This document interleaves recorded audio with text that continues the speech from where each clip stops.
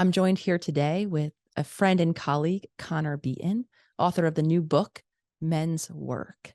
During this chat, we talk about all things childhood impact as it has on our relationship, and Connor offers a great perspective in terms of the male journey. He shares so much of his own personal experience in healing, as well as his experience working with clients from all over the world. So stay tuned. You're not going to want to miss this chat. Sweet. All right, good enough. Get me out of there. I'm not an intro writer. Stay tuned. Thank you, Connor, for sharing your time with me today. I'm super excited to have the opportunity now to have a chat with you about your newest book, Men's Work. So thank you for joining me here today. Yeah, thank you so much for having me. It's an honor and a pleasure to be here. Of course, of course. I think before we dive into the book, a little bit of a temperature climate check, because I had read the book, obviously, myself, and I know within the pages of the book is so much of your own journey in terms of your own journey evolution through men's work, evolving, healing, and all of the things. And, having myself written a lot of my own story and on the heels of being published in the world, I just want to see how you're doing. I mean, how was the process of sharing so much of yourself? And before we hit record, you had acknowledged that you're now knee deep in having conversations about the book on the heels of it being released into the world. So how is that aspect of this process for you, and how has it been? Yeah, I mean, I think it's been good in many ways. I am grateful for being practiced in the kind of art of vulnerability and transparency of my life, and I've made it my mission in some ways to be honest and in integrity and authentic about not just who I am today, but about who I was that got me to where I am. And so as I've started to have these conversations and, people have reached out and reflected back, people that have got the book ahead of time and have read through and just sort of been grateful for my transparency around certain topics that not a lot of men talk about, these conversations about infidelity and pornography and abuse as a man, experiencing abuse as a man and carrying pain as a man and what we do with that. It's been really moving, actually. I've had a couple conversations with people where podcasters and people that are in this work, men who do this for a living and have these conversations for a living, and to hear and sort of receive back that the book has had a real meaningful impact on them has been nice. And one thing I will say before I wrap that up is, I started writing this book the moment that my son was born. And well, maybe I should correct that. I started writing this book about 5 years ago, and I didn't I didn't get a book deal until my son was born. So my son was born March 13th of 2021. And I had my first call with publishers on the day that we got home from the hospital, which in hindsight was a huge mistake. I was like so underslept. I had no sleep in me. It was a brand new father. I was completely disheveled and disoriented. I was like, this new little entity is in my life, and I'm trying to figure out just like who the heck I am now as a dad, and having these calls. But it's been wonderful. And it feels wonderful because I got a lot of rejection along the way. I had a lot of major publishing houses telling me things like men don't buy books, and men don't buy books for self-help and personal development. And I just don't believe that. And my pushback was, well, maybe you're not publishing things that they actually give a crap about. And so thankfully I ended up having a publishing house that took a chance on this, and so here we are. So it feels rewarding. It feels surreal. And yeah, it feels, I have a lot of gratitude for the process. Well, speaking from my own personal perspective, I'm so grateful that that publishing house took a chance on you. And I'm so grateful even before you now have the opportunity to communicate your work in the form of a book, for you even deciding to make yourself so visibly present and to share so much of your own journey.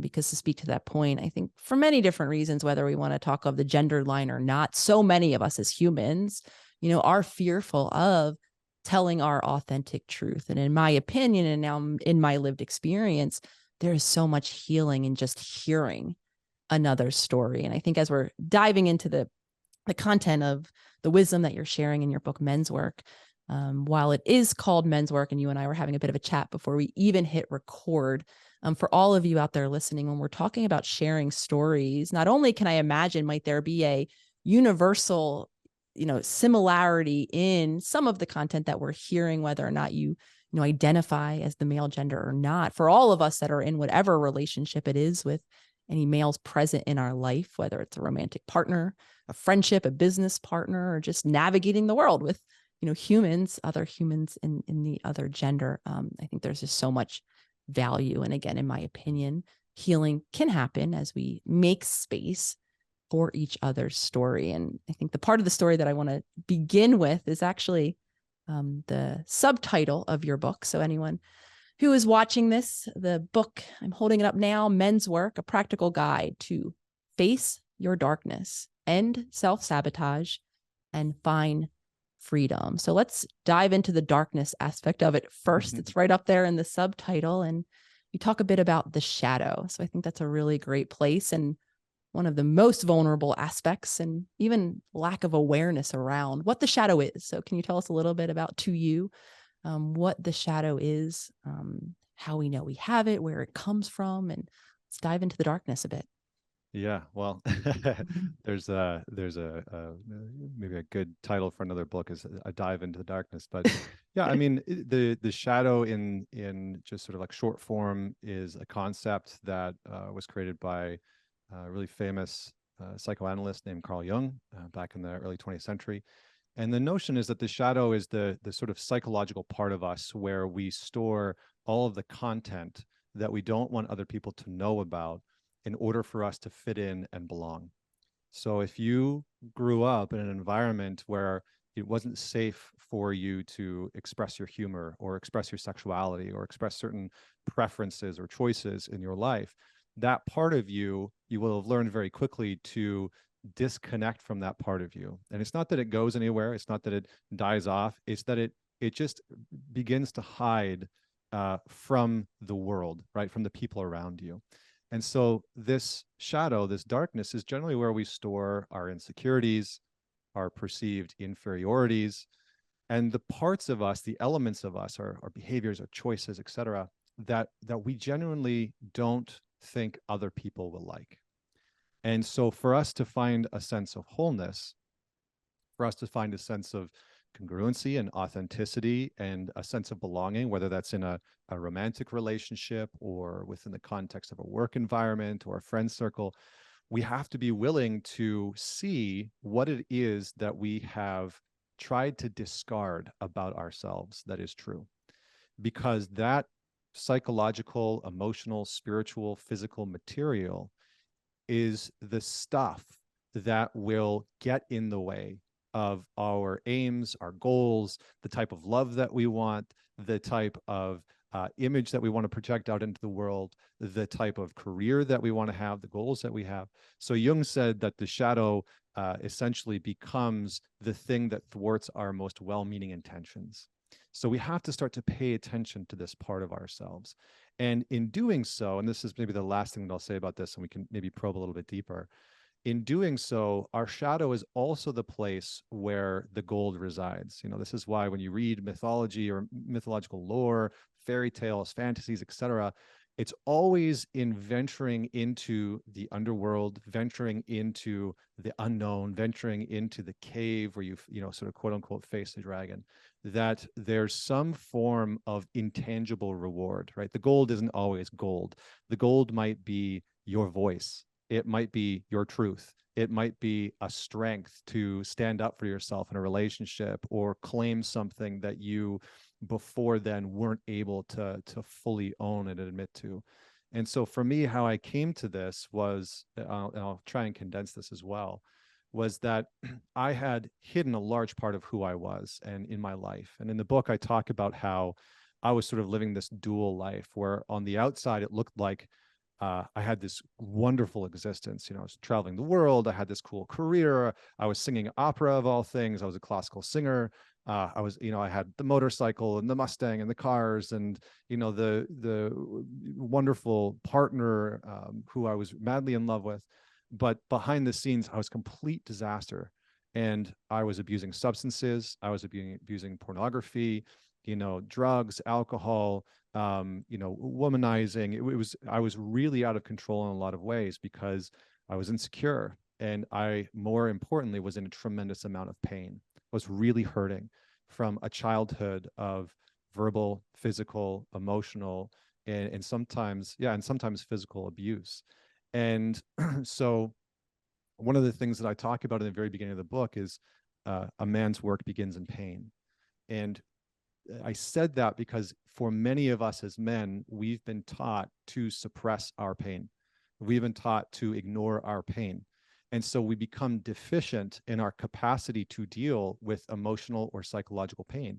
And so when we feel hurting or disconnected in our relationships or at work, it's in those moments where our shadow starts to come online and we start to act in unsavory ways. We become defensive and hostile and aggressive, and we say hurtful things. And we're doing that because we're acting from our pain, and we're acting from our pain because we have disconnected from it for so long. And that's become the method that so many of us men have used in order to try and get through life. It's the method that I used as well. So maybe I'll pause there because I think I said a lot about a few things, and I want to make room for you to just really guide this. I really appreciate you speaking on both the kind of conceptual level. What is the shadow? What is the function? Why do we do it? And also, kind of overlaying all of that with your story. And what I'm hearing is, even for, the large majority of us who have gotten really good at, suppressing and keeping all of the pain below the surface, at continuing to trudge on whatever habitual behaviors we're doing to try and mitigate or navigate around that pain. I think what I'm hearing, the overwhelming reality that I couldn't agree more with, is that the pain doesn't go away. It's still part, right, of our experience. And you write a very, very beautiful line that I want to read, and then kind of shifting us into, another concept that you talk about. But the first line is, we only trust that we belong to the degree in which we are willing to risk being known, right? So this idea of, if we're not fully bringing all of us, pain included, right, to our relationships for reasons of, fear or whatever they might be, that really might impact then the degree to which, we're being known in our relationships. So kind of piggybacking on that, and you then go into a section where you're talking about, kind of how this impacts males in particular. And you reference the myth of male separation, or this idea of the lone wolf and figure it out yourself mentality. So can you say a little more about kind of how these concepts intertwine in terms of, right, what am I bringing to the relationship and how authentically am I connected, and what might be the byproduct if I don't feel that level of safety? Yeah, well, it's such a good question. And, I before I talk about the myth of male separation, I want to just sort of address what you were speaking to before, in the sense of belonging. We as human beings want to belong, and we have evolved to belong. We have evolved in community. And so one of the most dangerous things to us physically, our nervous systems, our minds, our bodies, is not belonging. And we all have sort of some interesting mechanisms to try and belong, right? Some of them are very maladaptive. They're not very effective. But for the most part, I think one of the biggest things that we can sort of all agree on, hopefully, is that what many of us do is that we exile certain parts of our authenticity, certain parts of who we genuinely are, in order to try and belong. So we separate from who we genuinely are. And that might be separating from our sense of assertiveness, separating from our anger, separating from our sadness or our grief. And in order to belong, in order to fit in order to feel like we're lovable or worthy or enough, or that we can be trusted, etc. And what I started to notice, because I've been working with men for over a decade now, and I've worked with tens of thousands of men from around the world, and it's been a really interesting thing to notice how many men have bought into this myth of separation. And the separation myth is essentially as follows: you will be stronger as a man for separating or suppressing what is unsavory, what makes you weak, what makes you look less than. And your degree, your capacity and ability to suppress and repress those things will make you stronger, will make you more of a man. And eventually that doesn't function. It doesn't work. It might work as a short-term strategy, no doubt. It might work as a short-term strategy, but as a long-term way of being and living, it's soul crushing. You know, it really starts to erode and destroy us, because we know unequivocally, the psyche knows and the soul knows and the heart knows, we are ignoring a part of us, and an important part. And there's a man that I deeply respect. His name is Francis Weller. And he said, your pain has its own intelligence. Your pain has its own intelligence. I love this notion, because we as men often discard our pain, discard our hurt, and the experiences that we've had. And that pain has a quality of intelligence that we need to learn from. And so we're not stronger in the long term for suppressing that pain. It actually weakens us in the long term, because it cripples our ability to understand when other people are hurting. It cripples our ability to connect on a human level when our partner is in pain, or feels embarrassed, or feels disconnected, or, you know, wants a certain kind or quality of connection or conversation. It hinders our ability to understand when we're on social media and see somebody that we disagree with. It actually interferes with our capacity to empathize with them, to understand where they might be coming from. Because what we do is we walk around in the world saying, well, if I'm not allowed to feel my pain, then neither are you. If I'm not allowed to admit where I was abused or abandoned or neglect, or where I was hurt in life, or where I have hurt other people and the damage that's done to me, then you're not allowed to do that either. So we start to force this act of suppression and repression onto other people as a means of control and as an illusion of strength. And what most men will find is that to deal with that, to cope with that level of suppression, we need something to keep the lid down, the vault door down on our emotional body. And this doesn't make us a more competent, complete, and robust human being. This makes us somebody that feels as if we're broken or an imposter, right? This is why something like 72% of people within the corporate world say that they're an imposter. Why is that? Why is such a massive number of people within the corporate world, why do they feel like an imposter? Well, it's likely because, and my guess is, after having worked with a number of them, is that they're having to hide and repress a part of who they are that is truly how they feel.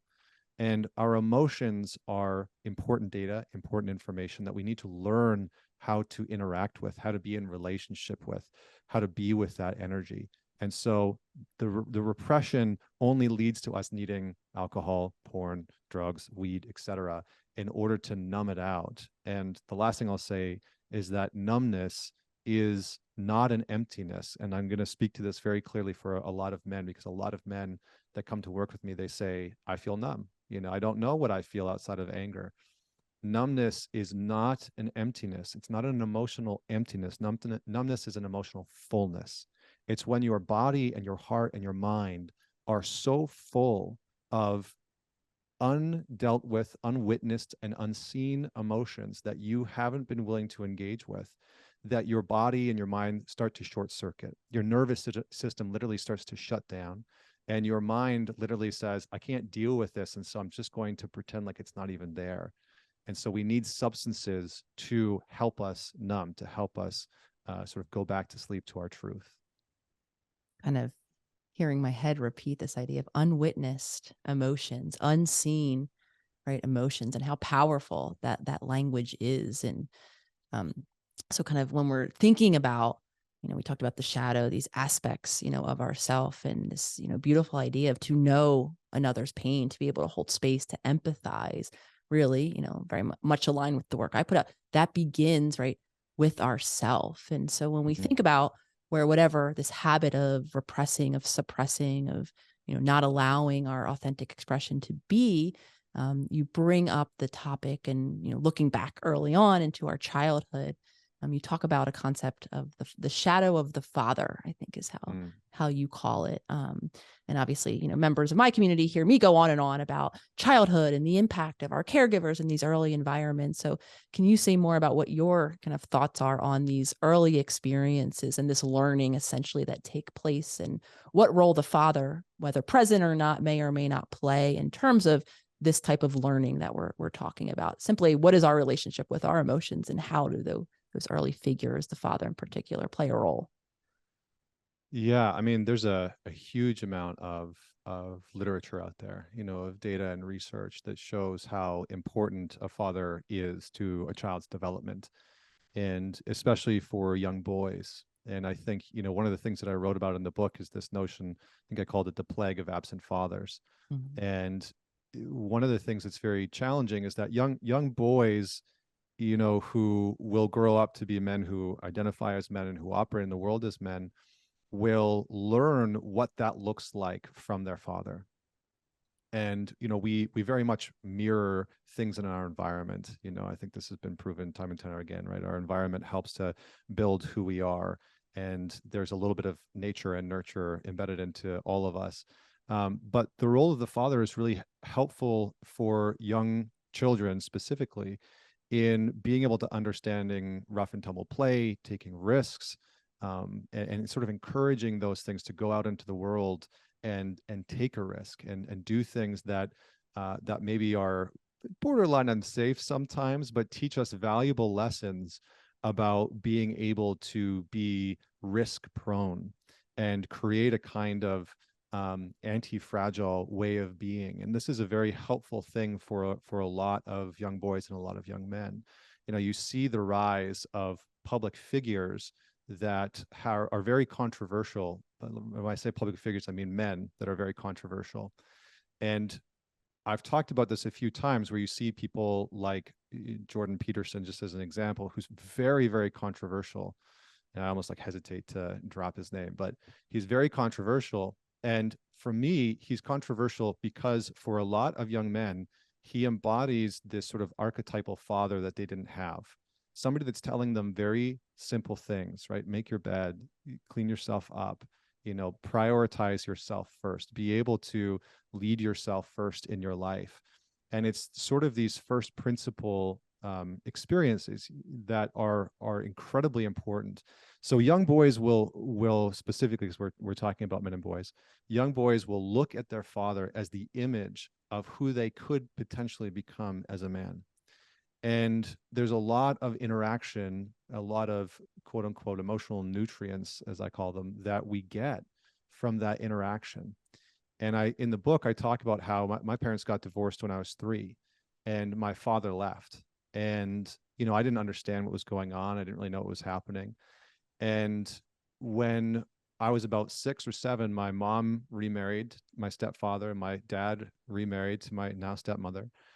And for the life of me, I couldn't understand what was going on. But all that I felt, all that I was left with from that time period in my life, was this very deep, very painful experience. I can feel it today. It still almost brings me to tears, of not having him around, and not understanding where he went, and why I couldn't see him, and why I was limited to interacting with him once a month. And it was just this visceral, gut-wrenching pain that, as a young boy, not having him there really caused me a tremendous amount of suffering. And then that, coupled with the man who would then go on to be my primary parent, my stepfather, he and I did not have a good relationship. So I was very much wounded by the quote unquote masculine. I had this heavy wound from men in my life. And so to be a healthy, grounded man, I didn't know what that looked like, because all I had was an example of a man who who wasn't around, and then a man who was abusive. And that would carry on and continue for the years to come. And so part of what we need to do as men, part of the work that I put in the book, is to reconcile with the shadow of our father, whether that's he was absent, he was neglectful, he was abusive, or that he just didn't meet the needs that we thought we needed as a child. and to be able to forgive the man that he was, or the man that we thought he should have been, and to really let that go, so that we can create some space for what it means for us to be a man, what it means for us to be a good father or a good partner or a good leader in the world, or just a contributive human being to culture and community and society. So that's a huge aspect of what we need to do, because there's a tremendous amount of, again, of data that shows that young boys that grow up without a father figure are much more likely to drop out of school, much more likely and prone to violence, violent acts of aggression, incarceration, you know. And so we can see statistically that not having a male figure around for young boys it can be very, very damaging. So this is a huge focus of the book. So it sounds like, kind of making space, like you're describing, Connor, for the reality of the pain, even if you are someone who's, gotten really good at being disconnected, distracted, feeling like you're fine, even though that's the Mm-hmm. case.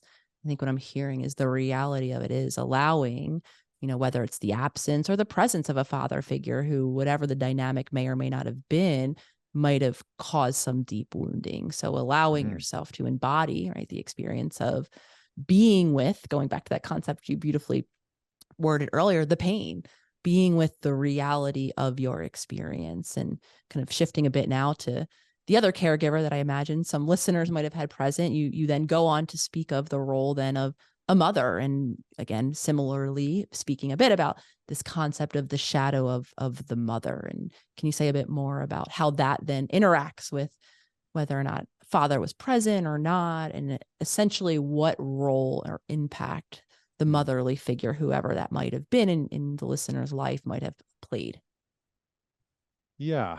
Well, and just to say one more thing, I think, a lot of, and again, I'm coming at this from the context of speaking from, a man and male identified. And so I just want to make that super clear. But I think that in many ways, you know, a a father will also showcase what it looks like for a man to interact with his own anger. And so a lot of young boys and a lot of young men who, go through puberty or enter into the world, and they hear all these messages about what it means to be a man, or, they have this sort of volatility that lives within them for whatever reason. They're bullied at school, or they've been told that they need to act a certain way. There aren't many examples that a lot of young boys and young men have that are showing them how to deal with their anger. And that is part of the role of a father, is to be able to say, here's how you deal with the intensity that you feel in your body. Because I can tell you that as a young boy and as a young man, there was a very deep, very intense energy that lived within my body because of the pain that I had experienced. And so not having that was very detrimental. And so being able to understand that and own that and admit that, like, yeah, that it sucked not having him around, and here's the impact of it. Jung talks about how the first step in the therapeutic process is confession, is admission to what is actually present, to what we are experiencing, to what we are going through. And I just love that concept because we have to bring awareness into the truth of our experience. In terms of the shadow of the mother, again, I think I just love sometimes the Jungian framework, but in the book, I talk about how for a lot of children, for a lot of young boys, their blueprint of women and the quote unquote feminine will come from their interaction with their mother. And so an understanding of what it means to be in relationship with a woman, and how to treat a woman, and how women treat men, and how women view men, will first come from their interaction with their mother, and get a sense of what to expect, or what's okay or what's not okay. And so for a lot of men, they enter into adult relationships, and we just for a moment will speak about heterosexual relationships, but for a lot of men that enter into adult relationships and start having relationships with women, what ends up happening is that a lot of unresolved stuff with their mother starts to show up in their relationships with the women that they're dating. They become the classic nice guy. They're chasing validation because, they grew up in a household where their mom was highly critical of them and nothing was ever good enough. And so they're, tying themselves into pretzels to try and impress, the women that they want to date. or they're very mistrusting of women because maybe they grew up with a mom who is emotionally volatile and manipulative, or whatever the case may be.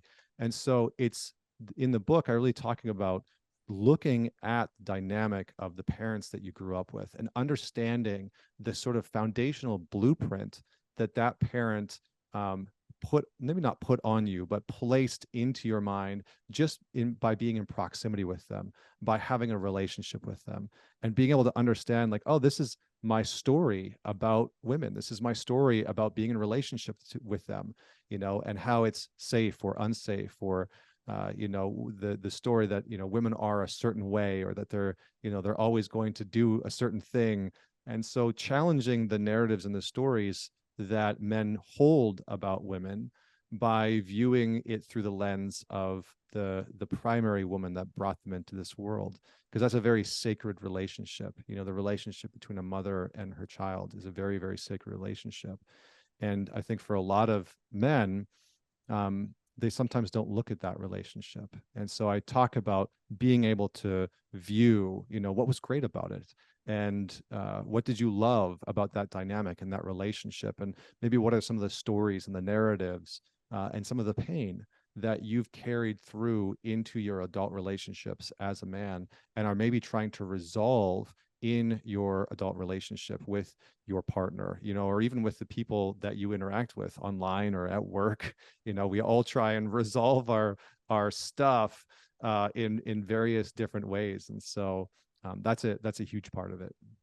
Yeah. And I think, what I'm hearing, and I'm wondering how this connects to a concept that you talk about when we get back, kind of into the bit of the end of the book, and about a honest self-audit, I think was the language that you used, right? Looking honestly at ourselves, at maybe these narratives, these roles, how we embody these narratives and these roles. And, because anger keeps coming up, and I think because it's a really, difficult topic for a lot of us, and also an important one, especially because it drives so much of our behavior, especially from beneath the surface. You talk about embracing anger, and I think the language you use is using reactivity as a compass. So can you say more about this process of truly being honest, especially as it connects to those moments of anger, or to, or maybe just our relationship in general with anger, and how can it be used as a compass? What is its value in your opinion? Yeah. Yeah, well, reactivity is kind of like I call it the neon sign pointing toward the shadow being in play, right? And so whenever we're becoming reactive, whether that's us becoming defensive or attacking somebody else, or putting somebody else down or shutting down ourselves, that reactivity is a sign that we don't want to deal with something in ourselves. And whenever we're hurt, it's very common for us as human beings to really put the onus on somebody else, right? You did this, you said this, I can't, and then it made me feel this way. And so a big part of what I'm talking about in the book is our reactivity is a signal of something that's happening within us that we need to take ownership over, because we can only ever go into our own internal experience, right? The act of trying to control somebody else's behavior in a relationship is a losing game. It'll crush the relationship long term. It'll absolutely destroy it. And so what can we do is we can go internally and start to begin to be honest about, what am I contributing to this? How am I actually feeling that I might not be communicating?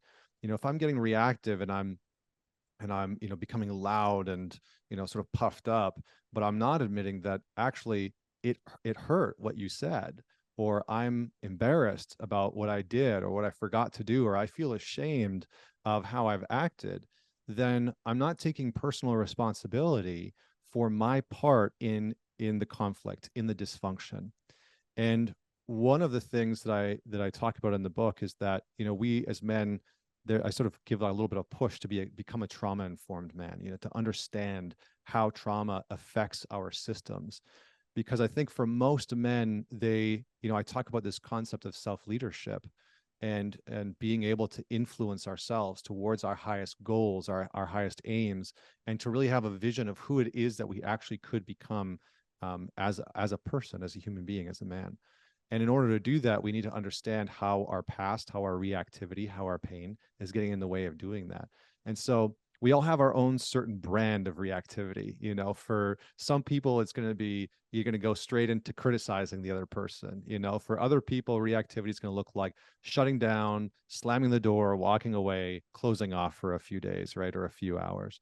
And so we have to start to turn the script on I'm reactive, it's somebody else's fault, to I'm reactive, what do I need to understand about what's happening inside of me, right? What do I need to understand about what's going on inside of me? And I talk about embracing anger specifically for men because in our culture in the last however many years, there's been this push that a man's anger is toxic and dangerous and unhealthy and violent and etc. And that is true in some cases, you know, but generally speaking, that happens when a man is operating from undealt with pain, hurt, and trauma. And his anger becomes violent because he's in so much pain, he doesn't actually know how to deal with that charge internally. And so my hope in this book is to actually teach men that anger is not an enemy. You know, it's something that we can turn towards and embrace. There's a wonderful poet, David White, who says that anger is the greatest form of care. Anger is the greatest form of care, and it actually helps us to care for the things that matter most to us. And so anger through the heart can be something that allows us to protect the things that matter, our relationship, etc. It can give us a voice when we would normally shut down. It can help us turn towards our hurt in the moments where, you know, something's happened in our relationship and we want to accuse the other person and, you know, to take a strip out of them, or we want to shut down, or we want to numb out and go online on social media and actually turn towards them and say, you know, that really hurt me. And I actually really hurt when you said that, or I feel a lot of shame that I forgot to do that. You know, that's a big one for me. It's hard for me to admit when I was wrong and when I forgot to do something. And so I've gotten in the habit of noticing when I want to be reactive and defensive when I've forgotten to do something or when I've gotten something wrong, and say, you know what? I just feel ashamed that I got that wrong, or I feel ashamed that I forgot to do that, and I'm sorry. And so that anger that we would normally project out into the world or implode into ourselves and sort of self-criticize and self-deprecate and tear ourselves apart, which a tremendous amount of men do. I'm going to end this answer by just sort of giving you one example.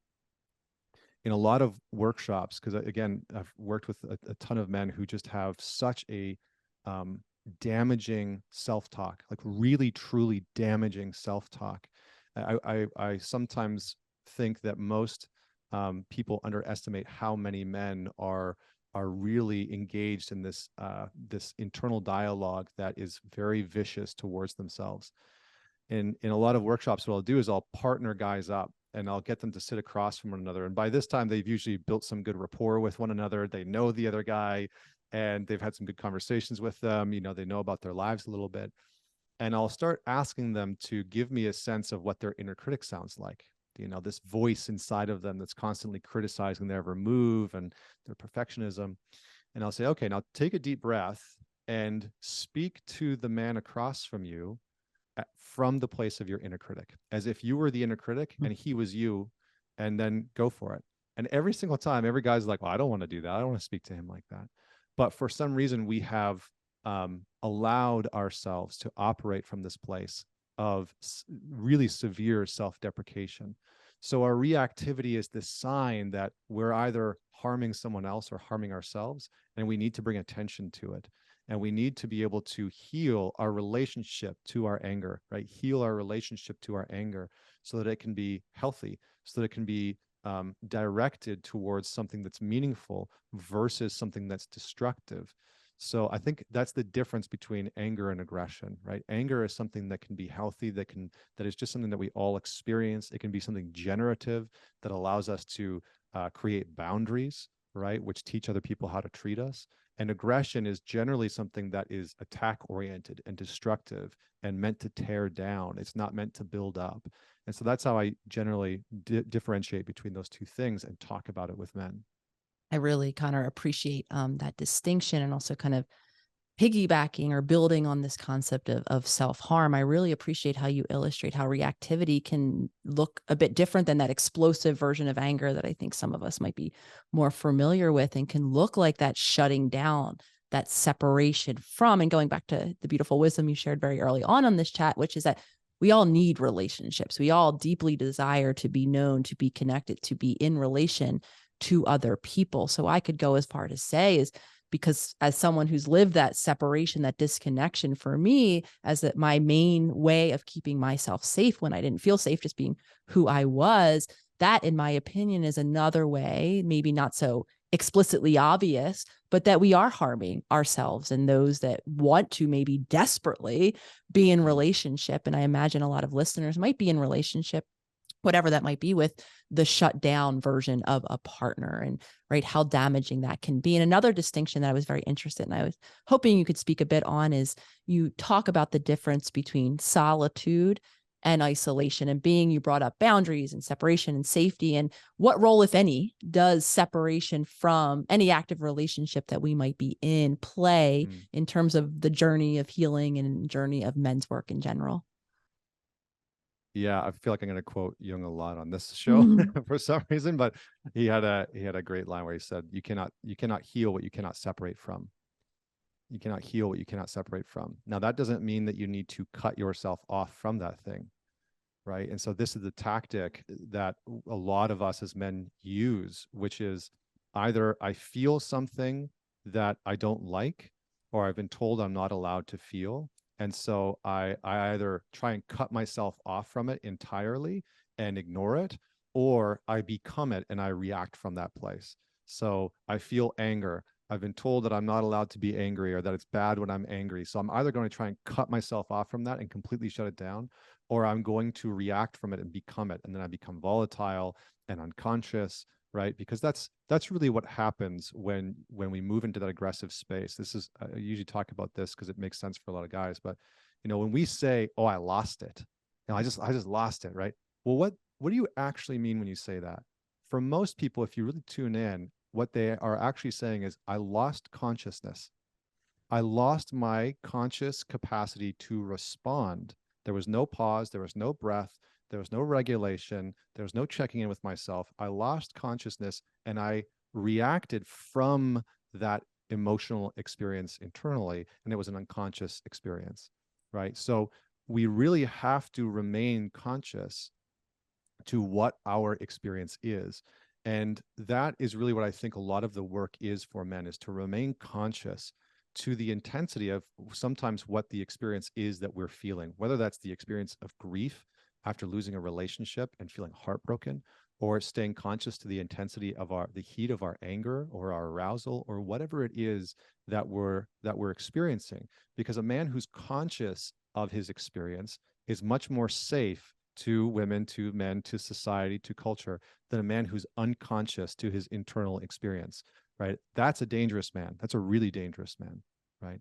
So I just wanted to say that.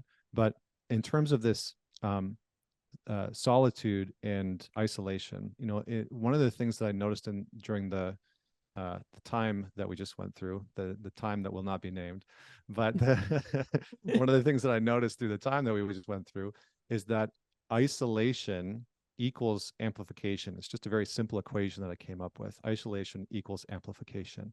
And it's this notion that when we isolate, it amplifies what's already happening within us.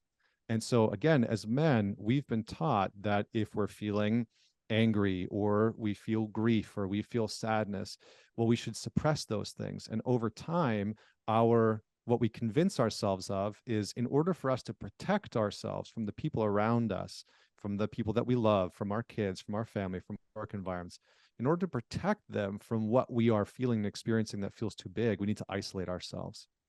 But what ends up happening in those moments is that it amplifies our experience, right? It amplifies our internal experience.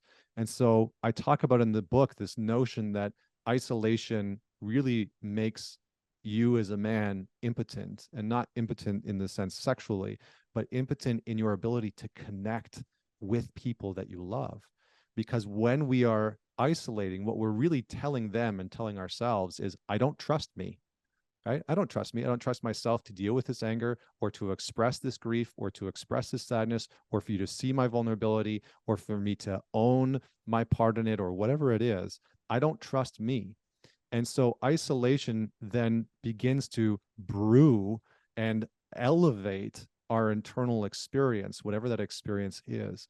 Whereas solitude is something deeply connective. It is a conscious and intentional choice, right? Isolation is, oh crap, I have to do something about this. I need to run away, right? Retreat, retreat, retreat. Whereas solitude is, I'm feeling something that I don't know if I know how to express or be with or deal with. And so I'm going to intentionally choose solitude for a period of time to see if I can sort through some of this psychologically, physically, spiritually, and emotionally. I'm going to journal, I'm going to meditate, I'm going to do breath work, I'm going to go into the woods for 5 days with nothing but a tent and a pen and paper and try and make sense of what is happening in my life and what's happening within me.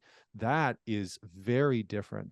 So solitude is conscious and intentional, and isolation is this unconscious, fear-based response to something that we don't know how to necessarily cope with or deal with. And that's largely because we haven't been shown. A lot of men actually just haven't been taught how to cope with or navigate or traverse the intensity that sometimes live within them, especially hard things like grief. So beautiful. And when we're talking now about kind of building this foundational reconnective relationship with all this stuff, the shadow, the reality of the experience, you talk about a concept of emotional sovereignty. And I'm imagining, is that kind of walking us in the direction of what you mean when you say, what does emotional sovereignty mean? What does that look like in action for anyone listening, whether we're in relationship or not? How can we become that? Or what does that emotional sovereign being look like ultimately in relationship? Yeah, well, what it means is, in essence, having the fortitude and the courage and the bravery to take responsibility and ownership over what is truly happening within you. That is an act of courageousness. That's an act of bravery. If you're a man who was sexually abused as a child, if you're a man who grew up in an environment where you were neglected, and it's coming out in your life, it's coming out in your marriage, it's coming out, in your parenting, it is incredibly challenging for a lot of men to just own the truth of their internal experience. And even if you didn't have those things, right? Because those are like, the sort of the big capital T trauma, right? But if you just have an experience of feeling very disgruntled or very unhappy, or you've done something wrong, you've forgotten to do something in your relationship, and you feel that shame, you feel that grief, you feel that embarrassment. Emotional sovereignty is really about you as a man, you as an individual, being able to say, this is my responsibility. And it's not the world's responsibility. It's not my partner's responsibility to make me feel better, to accommodate me. It's not their responsibility to have to emotionally regulate me and emotionally process me. I think what I've noticed in a lot of heterosexual relationships is that men inadvertently turn their partners into emotional processing centers. So their partner becomes the only person that they can go to discuss, process, understand their emotional world. And it creates this kind of dependency where she becomes the only person that he goes to. She becomes the only person that he talks to about his emotions. And it creates this kind of um, childlike relationship where he feels like the only way for him to sort that out, to sort out what he's experiencing, is to bring it to her. And it might seem connective at first and might feel good at first, but over time it really damages the intimacy and the connection and the just all of it. And so emotional sovereignty is about that individual being able to say, actually, this is my responsibility, and I'm going to build a community of people that I can talk to about these things. And my partner might be one of them, but I'm going to take responsibility over what I'm feeling. And I'm going to stop blaming other people for my reactivity, for my sadness, for my grief. And I'm going to start to see if I can muster the courage and the bravery to be with the intensity of what I sometimes might feel. Because for some of us as human beings, we feel things very intensely. And when we have bought into this story or this notion that I shouldn't feel this, or I can't feel this, then we rope in other people to be responsible for regulating our experience. And we can co-regulate, of course, but that's a little bit different, right? Even co-regulation requires two emotionally sovereign people who are willing to say, this is still my experience, but damn, I need your help right now. This is still mine to own, but I could really use some support for you to just sit and breathe with me and help me through this, right? But it's still mine to carry. And that's the aim, right? If we can become human beings who are more adept and more capable at carrying our grief, at carrying our sadness, at carrying our anger, at carrying our disappointment, then our entire world and communities and relationships will change, because we will be honest about what we're actually going through. And it's a kind of, dare I say, like spiritual quest, So yeah. Absolutely. I really appreciate, Connor, you making that distinction of, what support truly looks like, what responsibility around our emotions truly look like, and how often what the surface, the habits, what we think it is, those moments where it does maybe feel so great, even to maybe be the partner who has someone sharing things that they know they don't share with anyone else in their world, and it feels so great. But if it's, from that place of dependency, right? I need you to make me feel better. I'm not taking responsibility. I'm in that disempowered space all the same. So I really appreciate you making that distinction in terms of what authentic connection and support looks like with two autonomous, separate, emotionally sovereign beings. And ultimately, I think this conversation really beautifully, right, overviewed a lot of the habits and patterns that keep us from that really connected space, all of the shame that I think is wrapped up around it, and ultimately overviewing the journey to becoming it. And as we're getting ready to end, because relationships, as we continue to talk about and how important, right, spaces, safe spaces, supportive containers can be. One of the things that I absolutely love your work from top to bottom, though I'm so inspired with the amazing community of men that you've created as a container for this work and men's work. So as we're getting ready to end, not only can you tell us where we can find your new book, Men's Work, but if you wouldn't mind sharing a bit about the role of your community, what it is, how it came to be, and ultimately how it fits into this journey. Because I'm imagining a lot probably of men listening out there who are looking for the supportive containers could be pointed in your direction. Yeah, I appreciate that, and just the opportunity to be here and speak with you and share with your audience. And yeah, I mean, the book is on sale everywhere. You can go to Amazon, you can go to mantalks.com/book, and you'll find the availability there. You can kind of buy it from most places, Barnes and Noble, etc. And then, yeah, I mean, my organization Mantalks has created support for men who are doing this work, who are going to therapy and who have a coach, and are looking for other like-minded men to get into the weeds with, whether they're healing their childhood trauma, or they're simply trying to elevate who they are in their relationship or their career or their purpose. And so we built this program called the Alliance, and it's really about men gathering and being member-led, right? Being self-led. And so they get their own community, their own groups. I bring in experts. You've been a wonderful guest on there before. And it's an opportunity for men to be open, to be transparent, to talk about some of these things, and to create really meaningful and lasting change in their life. And most importantly, to have the hard parts of their lives be witnessed.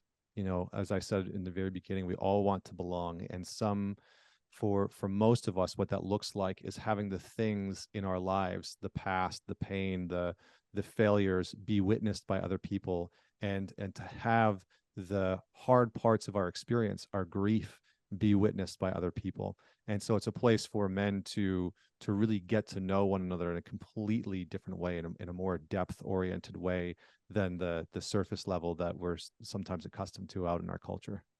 I am so wholeheartedly appreciative, like I said, of your work, of this community you created, having a community myself in and outside of membership, and understanding how important those safe spaces are, those points to connect. So, I strongly, like I said, I'm wholeheartedly a fan of your supportive containers. I think you just do such an amazing job. I think you kind of bring so much of your own journey, and having been a participant in my own community, I couldn't agree more that there is so much healing in having our stories heard, space to safely express them. And even for those of us who have the opportunity to have so many aspects of our experience reflected back, when we hear from others, oh my gosh, not exactly the details were the same, but the feelings I can relate. And I'm actually getting chills as I'm sharing this aloud with is how important and how healing that can be. So anyone who's listening, who's looking for a safe container, whether or not it's in or outside of your alliance, I just wholeheartedly suggest you following along. We'll make sure that all of Connor's details are linked in the show notes, as well as link to the website where you can purchase this amazing book. Here is, I'll hold it up one last time, Men's Work. I could not wholeheartedly suggest it more. And like I said, even for those of you who do not identify as male, and anyone who has a male in our life, we are a shared experience of humanity. The more we can understand, going back full circle, the more we can understand another's pain, regardless of the gendered body that it is in my opinion, the more we can create these authentic connections. So thank you, Connor, I'm honored for sharing, for all of your sharing of your time and your energy with us and with our community. Thank you.